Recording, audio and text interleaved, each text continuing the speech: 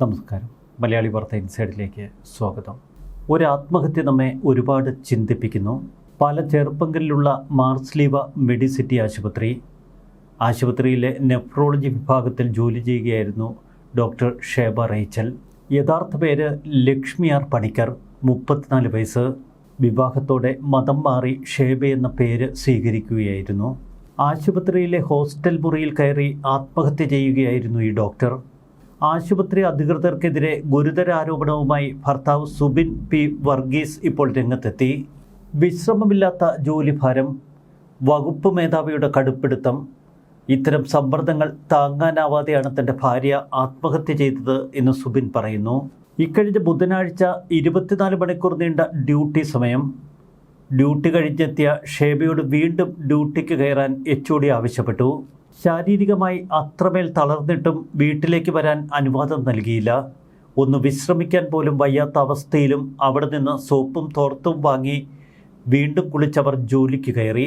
ഈ ജോലി തനിക്ക് വയ്യ എന്ന് സങ്കടത്തോടെ തന്നെ വിളിച്ചു പറഞ്ഞിരുന്നുവെന്നാണ് സുബിൻ പറയുന്നത്. ഭർത്താവിൻ്റെ വേദന നമുക്ക് മനസ്സിലാവും. പക്ഷേ ഒരുപാട് പരീക്ഷണങ്ങൾ ജീവിതത്തിൽ അതിജീവിച്ച ഷേബ റേച്ചൽ എന്ന 34-കാരിയായ ഡോക്ടർ ഇത്തരമൊരു സമ്മർദ്ദത്തിൻ്റെ പേരിൽ ആത്മഹത്യ ചെയ്യുമോ? സ്വാഭാവികമായി ഈ ഒരു സംശയം നമ്മുടെ മനസ്സിൽ ശക്തമായി കടന്നു വരും. മനുഷ്യർക്ക് സ്വാതന്ത്ര്യം നൽകേണ്ടവർ പാതി വഴിയിൽ തങ്ങളുടെ ജീവിതം തന്നെ അവസാനിപ്പിക്കുന്നു. കഴിഞ്ഞ കുറച്ച് വർഷങ്ങളെടുത്താൽ ജീവിതം സ്വയം ഉപേക്ഷിച്ചു പോയ എത്രയെത്ര ഡോക്ടർമാർ, പോലീസുകാർ, ടീച്ചർമാർ, അങ്ങനെ ഉന്നത പ്രൊഫഷണലുകളിൽ ജോലി നോക്കുന്നവർ. ജോലിഭാരം താങ്ങാനാവാതെ ഡോക്ടർ ആത്മഹത്യ ചെയ്തു എന്ന് നമുക്ക് വിശ്വസിക്കാൻ കഴിയില്ല. പ്രത്യേകിച്ച് ഷേബ റേച്ചലിനെ പോലെ 34-കാരിയായ ഒരു ഡോക്ടർ. സമൂഹ മാധ്യമങ്ങളിൽ സ്വാഭാവികമായി ചില സംശയങ്ങൾ ഉയരുന്നു. വെറുമൊരു ജോലിഭാരത്തിൻ്റെ പേരിൽ ഡോക്ടർ ആത്മഹത്യ ചെയ്യുമോ? അങ്ങനെയെങ്കിൽ ആ ജോലി വേണ്ട എന്ന് വെച്ച് വീട്ടിലേക്ക് മടങ്ങിക്കൂടെ? ഡോക്ടർ ഷേബയുടെ ഭർത്താവ് സുബിൻ പി വർഗീസിൻ്റെ പോസ്റ്റ് നമുക്കൊന്ന് കണ്ണോടിക്കാം. യാത്ര പറയാതെ പോയ എൻ്റെ പ്രിയപ്പെട്ടവൾക്ക്, കഴിഞ്ഞ 6 വർഷം എനിക്ക് വേണ്ടി മാത്രം ജീവിച്ചവൾ, എൻ്റെ സന്തോഷങ്ങളിൽ നിഴലായി കൂട്ടുനിന്നവൾ, ഇന്നവൾ ഓർമ്മയായി. ഒരൊറ്റ വാക്കുപോലും പറയാതെ എന്നെ തനിച്ചാക്കി അവൾ യാത്രയായി. കഴിഞ്ഞ ബുധനാഴ്ച 24 മണിക്കൂർ നീണ്ട ഡ്യൂട്ടി കഴിഞ്ഞ് വീണ്ടും ഒരു ഡ്യൂട്ടി കൂടി എടുത്ത് തളർന്നു വശം കെട്ടാണ് അവൾ ഹോസ്റ്റലിലെത്തിയത്. വീട്ടിലേക്ക് വരാൻ ആഗ്രഹിച്ചിരുന്നെങ്കിലും HOD സമ്മതിച്ചില്ല. ഒന്ന് വിശ്രമിക്കാൻ പോലും വയ്യാത്തത്ര ശാരീരിക തളർച്ചയുണ്ടായിട്ടും അവിടെ നിന്ന് തന്നെ സോപ്പും തോർത്തും വാങ്ങി കുളിച്ചവൾ വീണ്ടും ഡ്യൂട്ടിക്ക് കയറി. ഈ ജോലി എനിക്ക് വയ്യ എന്ന് അന്ന് സങ്കടത്തോടെ അവൾ എന്നോട് പറഞ്ഞിരുന്നു. തിരികെ പോരെ മോളെ എന്ന് ഞാൻ പറഞ്ഞപ്പോഴും തൻ്റെ ഉത്തരവാദിത്തങ്ങളിൽ നിന്ന് എങ്ങനെ ഇറങ്ങി വരുമെന്നായിരുന്നു അവളുടെ ചിന്ത. ശനിയാഴ്ച പകലവൾ സന്തോഷവതിയായിരുന്നു. പിതാവിനെ കണ്ട് അനുഗ്രഹം വാങ്ങി നിൽക്കുന്ന ഫോട്ടോ എനിക്ക് അയച്ചു തന്നു. രാത്രി വീഡിയോ കോളിൽ വന്നപ്പോഴും എന്നോടുള്ള സ്നേഹവും ജോലിയുടെ കഷ്ടപ്പാടുകളും പങ്കുവച്ചു. സുമോനെ, ഉമ്മ ലവ് യു എന്ന് പറഞ്ഞ് ഫോൺ വെക്കുമ്പോൾ അത് ഞങ്ങളുടെ അവസാനത്തെ സംസാരമായിരിക്കുമെന്ന് ഞാൻ സ്വപ്നത്തിൽ പോലും കരുതിയില്ല. ഞായറാഴ്ച രാവിലെ പതിവ് കോൾ വരാത്തത് കൊണ്ട് ഞാൻ മോളെ വിളിച്ചു.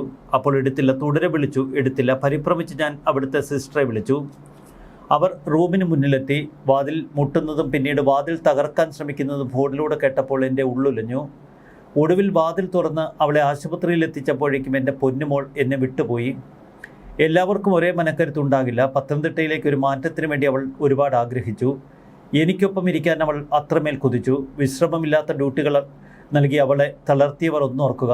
ബുധനാഴ്ചത്തെ ആ ഡ്യൂട്ടി കഴിഞ്ഞ് അവളെ വീട്ടിൽ വരാൻ അനുവദിച്ചിരുന്നെങ്കിൽ, അല്ലെങ്കിൽ ആ ഞായറാഴ്ച അവൾക്ക് വിശ്രമം നൽകിയിരുന്നെങ്കിൽ ഇന്നവൾ എൻ്റെ കൂടെ ഉണ്ടായേനെ. കഴിഞ്ഞയാഴ്ച അവൾ സെർവിക്കൽ ക്യാൻസർ പ്രതിരോധ കുത്തിവയ്പ്പ് വാക്സിനേഷൻ എടുത്തിരുന്നു. ഇത്തരം വാക്സിനുകൾ എടുത്ത ശേഷം ചിലരിൽ മാനസികമായ അസ്വസ്ഥതകളോ തളർച്ചയോ ഉണ്ടാകുമെന്ന് അറിയുന്നു.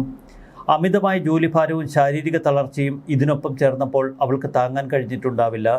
ജോലിഭാരവും മാനസിക തളർച്ചയും ഒരു മനുഷ്യരെ എത്രത്തോളം തകർക്കുമെന്നതിൻ്റെ തെളിവാണ് ഈ നഷ്ടം.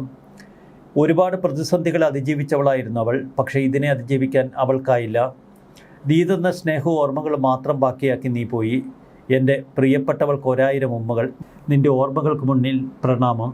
ഡോക്ടർ ഷേബയുടെ ഭർത്താവിൻ്റെ കുറിപ്പിന് പിന്നിലെ വൈകാരികത നമുക്ക് മനസ്സിലാവാം. സെർവിക്കൽ ക്യാൻസർ പ്രതിരോധ വാക്സിനേഷൻ എടുത്തതിൻ്റെ മാനസികമായ അസ്വസ്ഥതകളായിരുന്നു ഈ ആത്മഹത്യയ്ക്ക് പിന്നിൽ. ഈ ഒരു സൂചന ഭർത്താവ് തന്നെയാണ് നൽകുന്നത്. മറ്റെന്തെങ്കിലും കാരണങ്ങളുണ്ടോ എന്ന് നമുക്കറിയില്ല. എങ്കിലും ഒത്തിരി പരീക്ഷണങ്ങൾ അതിജീവിച്ച ഡോക്ടർ ഷേബ ഇത്തരമൊരു ജോലിഭാരത്തിൻ്റെ പേരിൽ മാത്രം ആത്മഹത്യ ചെയ്യുമോ? സ്വാഭാവികമായും ഈ സംശയം ആരിലും ശക്തമാണ്. പോലീസ് കൃത്യമായി അന്വേഷിച്ച് അതിനുത്തരം കണ്ടെത്തിയേ തീരൂ. ഒരു പ്രണയവിവാഹം എങ്ങനെ ദുരന്തമായി മാറി എന്ന് ചോദിക്കുന്ന അനേകം കുറിപ്പുകൾ സമൂഹ മാധ്യമങ്ങളിൽ കാണുന്നു. അത്തരമൊരു കുറിപ്പ് കൂടി നമുക്കൊന്ന് വായിക്കാം. ഡോക്ടർ ഷേബ റേച്ചലിൻ്റെ അപ്രതീക്ഷിത വിയോഗത്തിൽ ഒരു നാടൊന്നാകെ വിതുമ്പുന്നു. മരണത്തിൽ ദുരൂഹതയെന്ന ആരോപണവും വിവരമറിഞ്ഞെത്തിയ ആൾക്കൂട്ടത്തിനിടയിൽ നിന്ന് ഉയർന്നു കേട്ടു. നാടിനെ ഉണർത്തിയ ഒരു പ്രണയ മിശ്ര വിവാഹം ഇത്ര വേഗം ഉള്ളുലയ്ക്കുന്ന നൊമ്പരമായി അവസാനിച്ചതെങ്ങനെ? അതാണ് എല്ലാവരും പരസ്പരം ചോദിക്കുന്നത്. എപ്പോഴും പ്രസന്നവതിയും രോഗികളോട് കുശലം ചോദിച്ച് ഓടി നടന്നിരുന്ന വനിതാ ഡോക്ടർ 30-ാം വയസ്സിൻ്റെ യൗവനത്തിൽ സ്വയം ജീവനൊടുക്കുമോ? നാട്ടുകാർക്കും കൂട്ടുകാർക്കുമിടയിൽ സംശയത്തിൻ്റെ ചോദ്യമുനകൾ നിരവധിയാണ്. ചിലരെങ്കിലും ഡോക്ടറുടെ മരണത്തിന് പിന്നിൽ ദുരൂഹതയുടെ പുകച്ചുരുളുകൾ കാണുന്നു.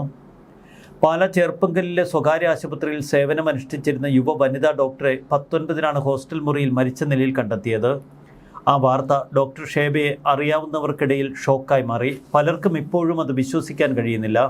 പത്തനംതിട്ട ഉള്ളന്നൂർ സ്വദേശിനിയായ ലക്ഷ്മി ആർ പണിക്കർ എന്ന യുവ വനിതാ ഡോക്ടർ ഷേബ റേച്ചലായി മാറിയതിന് പിന്നിൽ അപൂർവ പ്രണയത്തിൻ്റെ ത്യാഗസന്നദ്ധതയുടെ മനോഹരമായൊരു കഥ കൂടിയുണ്ട്.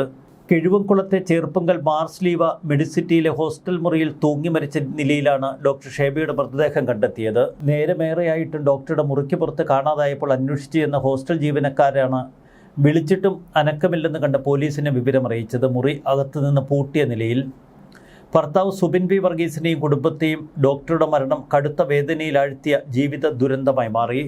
ഡോക്ടറുടെ അപ്രതീക്ഷിത വിയോഗം വിശ്വസിക്കാനാവാതെ വിതുമ്പുകയാണ് ഒരിക്കലെങ്കിലും ഡോക്ടറുമായി ഇടപഴകിയിട്ടുള്ളവരെല്ലാം. കോന്നിയിൽ അറിയപ്പെടുന്ന രാഷ്ട്രീയ സാമൂഹിക പ്രവർത്തകനും EMS ചാരിറ്റബിൾ സൊസൈറ്റി ഭരണസമിതി അംഗവുമായ വി രംഗനാഥിൻ്റെയും റിട്ടയർഡ് തഹസീൽദാർ സതിയമ്മയുടെയും മകളായ ഡോക്ടർ ലക്ഷ്മിയും ഉള്ളന്നൂർ പാറായിക്കുരുന്നതിൽ പടിഞ്ഞാറ്റേതിൽ സുബിൻ പി വർഗീസുമായുള്ള പ്രണയവിവാഹം നാട്ടിൽ ആദ്യമൊക്കെ നല്ല വിവാദവും ഉണ്ടാക്കിയിരുന്നു. എങ്കിലും ജാതിമത ഭിന്നതകൾക്കപ്പുറമായി അവരുടെ പ്രണയവിവാഹത്തെ എല്ലാവരും സന്തോഷത്തോടെ അനുമോദിച്ചു. അതിനുശേഷം doctor Lakshmi R Panicker doctor Sheba Rachel സുബിനായി പേരുമാറ്റി. ഡോക്ടർ ഷേബയുടേത് ആത്മഹത്യ എന്നാണ് തെളിവുകൾ. ഇതാണ് പോലീസിൻ്റെ പ്രാഥമിക നിഗമനം. എങ്കിലും മരണത്തിൻ്റെ എല്ലാ സാധ്യതകളും പരിശോധിക്കുമെന്ന് പോലീസ് അറിയിച്ചു. വിവാഹത്തിന് ഏതാനും വർഷങ്ങൾക്കിപ്പുറം ഹോസ്റ്റൽ മുറിയിൽ ഒരു മുഴക്കയറിൽ ജീവനൊടുക്കാൻ കഴിയും വിധം ഡോക്ടറുടെ ഉള്ളുലച്ച സംഭവം എന്താണെന്ന് മാത്രം ആർക്കും ഒരെത്തും പിടിയും കിട്ടുന്നില്ല.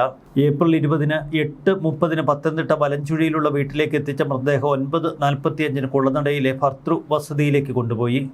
ഉച്ചയ്ക്ക് 1-ന് ഭർതൃവസതിയിൽ ആരംഭിച്ച അന്ത്യകർമ്മ പ്രാർത്ഥനയ്ക്ക് ശേഷം 2 മണി കഴിഞ്ഞു ഉള്ളന്നൂർ സെൻറ് മേരീസ് ഓർത്തഡോക്സ് വലിയ പള്ളിയിൽ ഭൗതിക ദേഹം സംസ്കരിച്ചു. എപ്പോഴും പുഞ്ചിരിക്കുന്ന മുഖവും സ്നേഹത്തോടെയുള്ള സംസാരവുമൊന്നും ഒരിക്കലെങ്കിലും ഡോക്ടറോട് ഇടപഴകിയിട്ടുള്ളവർക്ക് പെട്ടെന്നൊന്നും മറക്കാൻ കഴിയില്ല. ചുരുങ്ങിയ നാളുകൾക്കിടയിൽ രോഗികൾക്കിടയിൽ നല്ലൊരു പ്രീതിയും മതിപ്പും ഉണ്ടാക്കാനും ഡോക്ടർ ഷേബയ്ക്ക് കഴിഞ്ഞിരുന്നു. ഡോക്ടറുടെ ഓർമ്മകളിൽ വിതുമ്പിയും നിറകണ്ണുകളൊപ്പിയുമാണ് സംസ്കാര ചടങ്ങിൽ പങ്കെടുത്ത പലരും മടങ്ങിയത്. വിവാദങ്ങളുണ്ടാക്കിയ ഒരു പ്രണയവിവാഹം, എത്രയെത്ര ജീവിത പരീക്ഷണങ്ങൾ അതിജീവിച്ച ഡോക്ടർ ഷേബ വെറുമൊരു ജോലിഭാരത്തിൻ്റെ പേരിൽ അങ്ങനെ പെട്ടെന്ന് ജീവിതം അവസാനിപ്പിക്കുമോ? അതോ മറ്റെന്തെങ്കിലും ദുരൂഹതകൾ ഈ മരണത്തിന് പിന്നിലുണ്ടോ? കണ്ടെത്തേണ്ടതുണ്ട്. ന്യൂസ് ഡെസ്ക് മലയാളി വാർത്ത ഇൻസൈറ്റ്.